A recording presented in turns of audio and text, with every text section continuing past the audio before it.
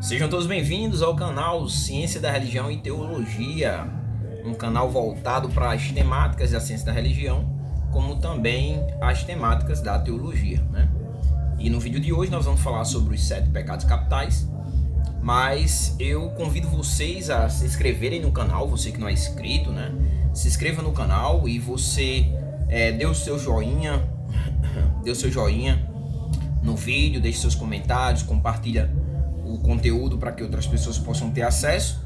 E se quer mais vídeos sobre a temática do catolicismo romano, já que os 7 pecados capitais é uma temática doutrinária do catolicismo romano, você vai na playlist aí, tem uma playlist só sobre o catolicismo romano, a Igreja Católica, e aí você tem eu acho que já tem 10 vídeos por aí, né, com esse, o 11º. Inclusive tem um vídeo introdutório que a gente vai abordar os personagens, né, que deram origem aos 7 pecados capitais, né, como doutrina católica. Vocês estão ouvindo um sonzinho de fundo, mas é do vizinho. Infelizmente, aqui onde eu estou gravando, não tem como evitar, né? Eu moro numa comunidade, então acaba que a gente não consegue ter silêncio. Mas enfim, vamos gravar o vídeo, vamos produzir o conteúdo, né? E vamos abordar essa temática dos 7 pecados capitais, começando com a definição, né? Os 7 pecados capitais, eles compõem a doutrina católica. No vídeo anterior eu abordei os personagens, agora vamos aprofundar. Então faz parte da doutrina católica, né? E de acordo com a doutrina católica são os principais erros, né? Os 7 pecados capitais e vícios que vão dar origem a diversas ações pecaminosas que as pessoas acabam cometendo. Então isso é os 7 pecados capitais. Também poderíamos dizer que é a raiz dos outros pecados, né? É a raiz dos outros pecados e seriam os líderes, né, das más ações e dos maus pensamentos do devoto, do crente, né? Poderíamos dizer assim. Uma coisa interessante seria o próprio termo, né? Os 7 pecados capitais. Esse termo, né? Ou capital, né?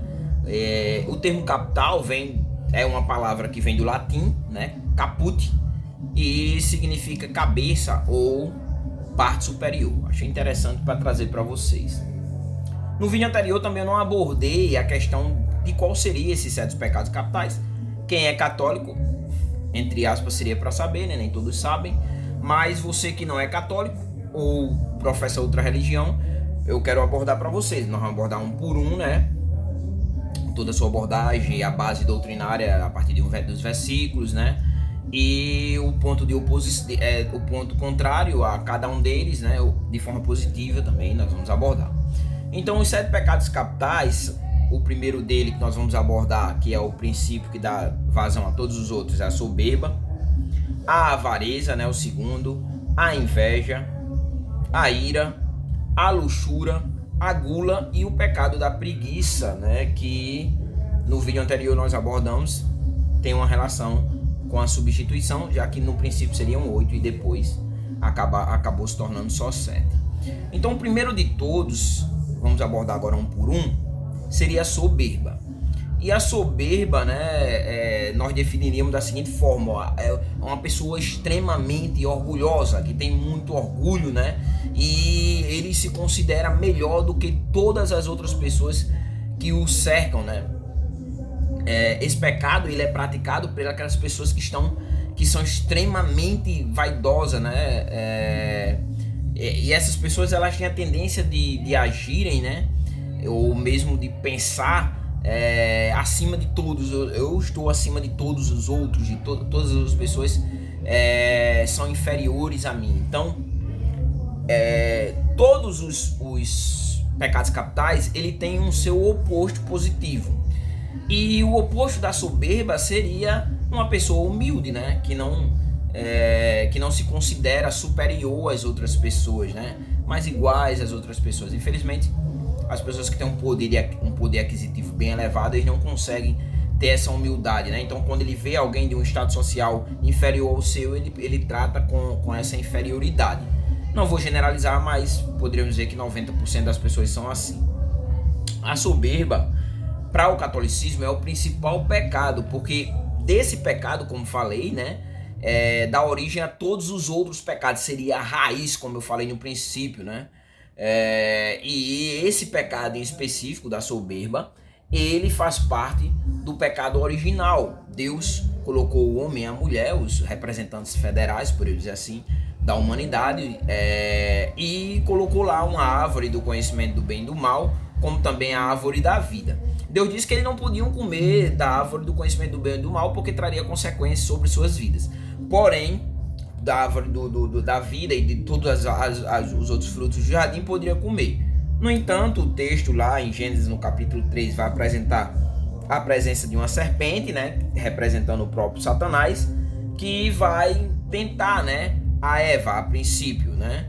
E aí a mulher quanto o homem, eles querendo ser independente do Senhor, vão comeram desse fruto, né? A partir da desobediência e da soberba. E a consequência é o que nós temos como o pecado original, que aí vai necessitar de uma reparação desse pecado, uma reparação judicial, que é executada através de Cristo morrendo pelos nossos pecados, em consequência desse pecado. Um texto aqui para que nós reflitamos, e eu deixo para você, depois você vai analisando cada texto aí na sua casa, estudando, pegando outros textos também. Eu peguei alguns aqui só, né? Provérbios 16:5 diz: o Senhor detesta os orgulhosos de coração, sem dúvida serão punidos. Então, tá aqui nós temos um texto, esse texto aqui de Provérbios, capítulo 16 e versículo 5, dizendo, mostrando que o Senhor, ele detesta as pessoas, essas pessoas orgulhosas, soberbas, né? E que um dia hão de ser punido pela sua soberba. O outro, né, o segundo de 7, já passamos pelo primeiro, vamos para o segundo, é a avareza, né? E a avareza pode ter até uma relação com a soberba também, né? Que é a ganância, né? O apego excessivo. Jesus combateu isso, né? Mandou que juntasse um tesouro no céu, não na terra.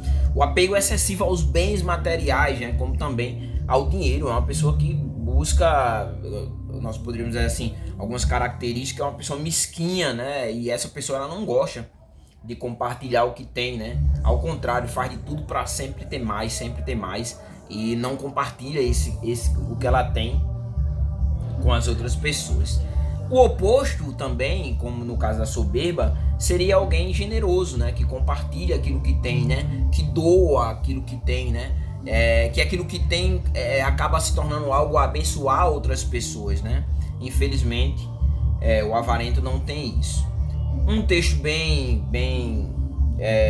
expressivo com relação a isso é o texto do apóstolo Paulo escrito a Timóteo, capítulo 6, versículo 9 ao 10, né? Os que querem ficar ricos, né?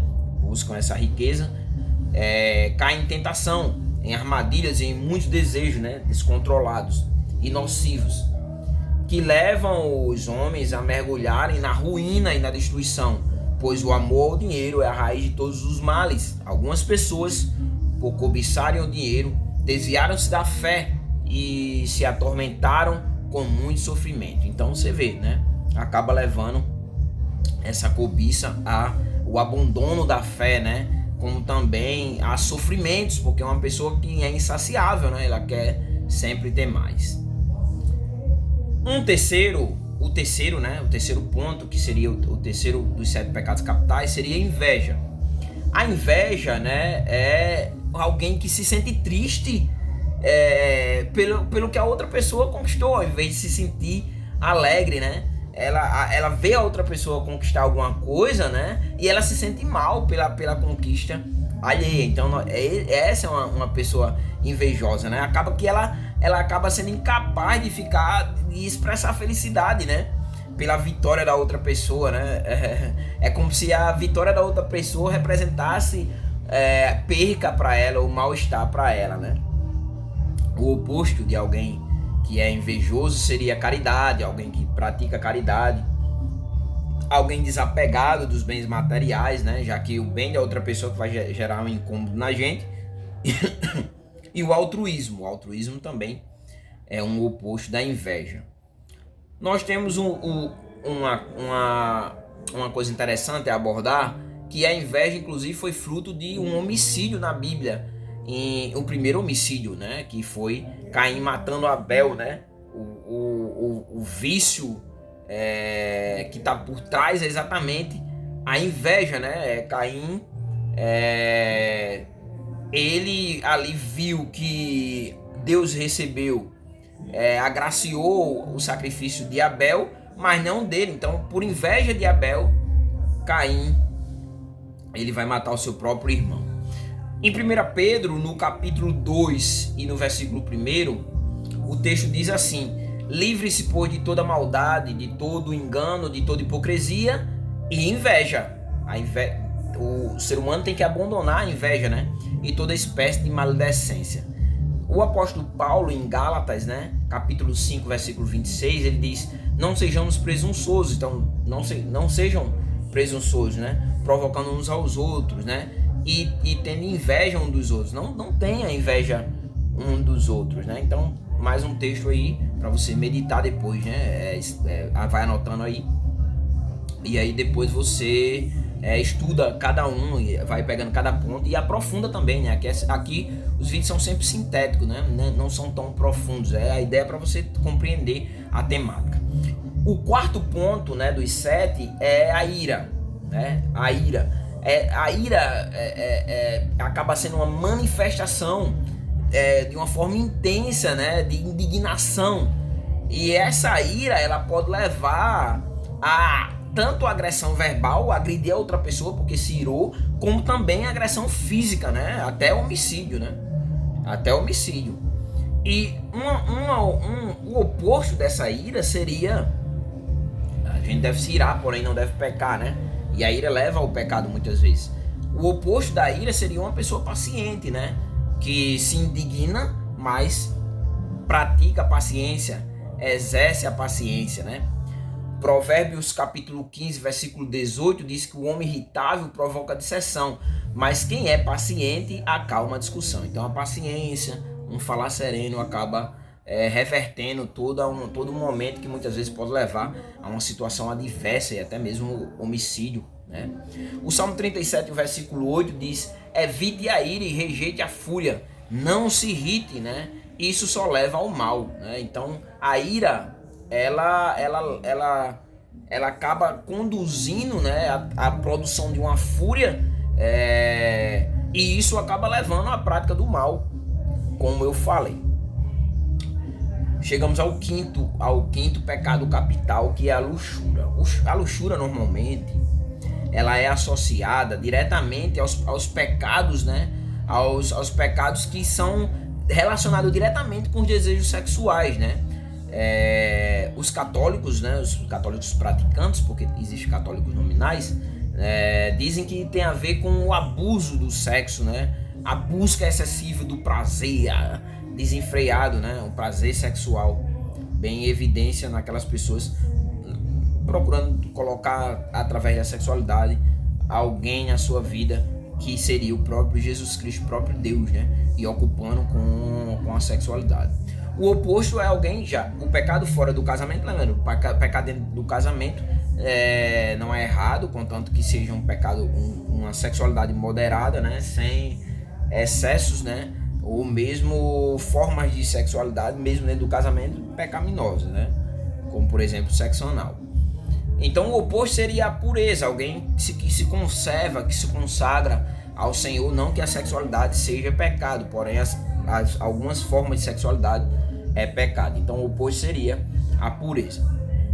O apóstolo Paulo, ainda em Gálatas, no capítulo 5, versículo 19, diz que as obras da carne são manifesta imoralidade sexual, impureza, né? O oposto da imoralidade sexual seria a pureza, né? E no caso a impureza e a libertinagem. Já os Colossenses, o apóstolo Paulo, no capítulo 3, versículo 5 ao 6, diz assim: assim façam morrer tudo que pertence à natureza terrena de vocês, no caso, aquilo que vai levar à pecaminosidade. E aí ele cita alguns: imoralidade sexual, impureza, paixões, desejos maus, né? Ganância, que é idolatria, né?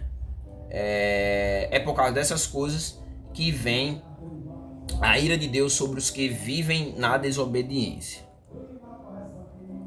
Dos 7 chegamos ao 6º, né? Aí o próximo nós encerraremos o vídeo.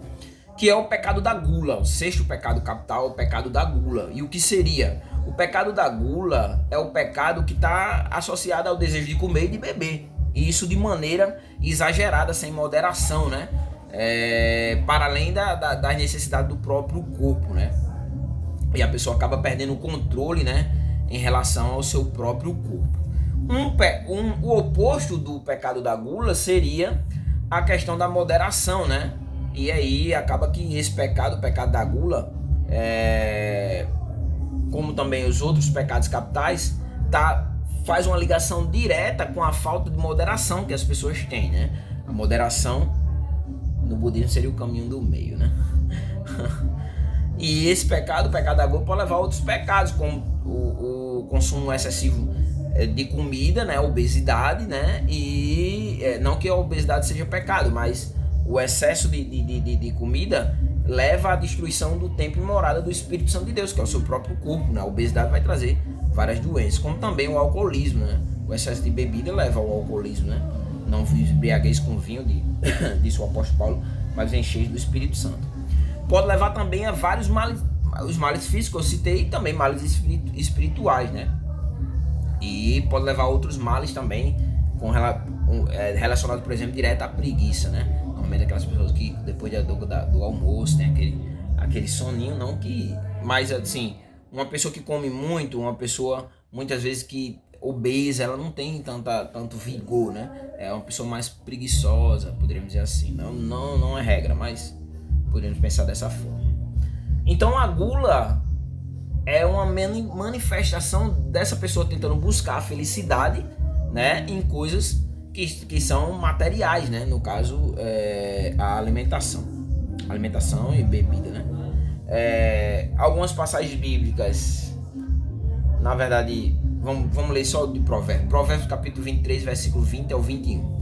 Não ande com os que se encharcam de vinho, nem com os que se empanturram de carne, pois os bêbados e os glutões se empobrecerão, e a sonolência se vestirá de trapos. Então aqui um texto, medite nesse texto.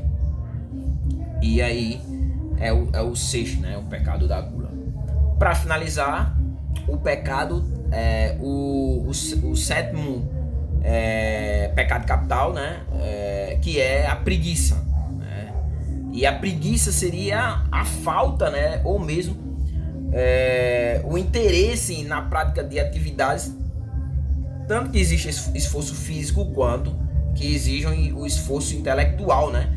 Podemos dizer assim, a falta de ação, né? Ou a ausência de ânimo, né? Para trabalhar ou para executar as tarefas do dia a dia, né? O preguiçoso, né? Então o oposto seria ao contrário, alguém esforçado, alguém que pratica a sua força, né?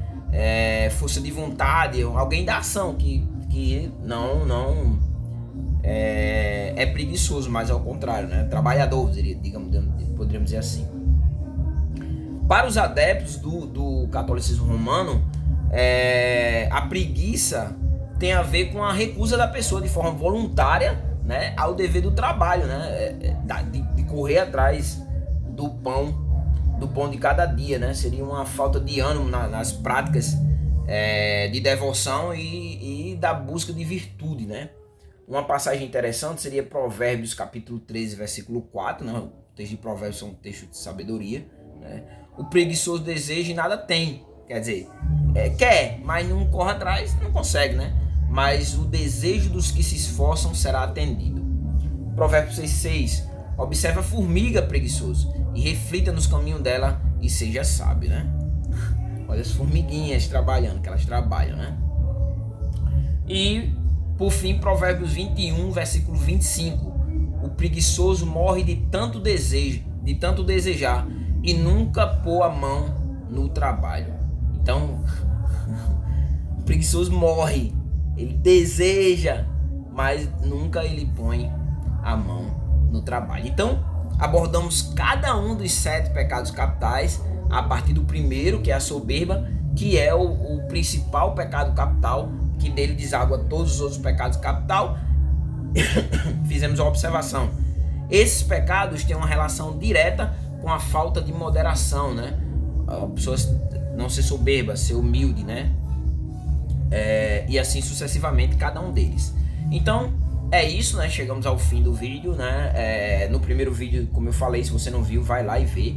Nós abordamos a origem desses 7 pecados capitais, e aqui nós abordamos cada um deles trazendo uma passagem e sempre fazendo uma oposição positiva a esse tipo de pecado capital. Então se inscreve no canal, novamente eu peço para vocês, vai ajudar o canal a crescer. Se inscreve no canal, dá o teu joinha aí, o seu like, né? E compartilha o vídeo para outras pessoas, comenta sobre o canal para outras pessoas, para que nós possamos ter uma abrangência maior e alcançar outras pessoas e ser bênçãos na vida das pessoas, né?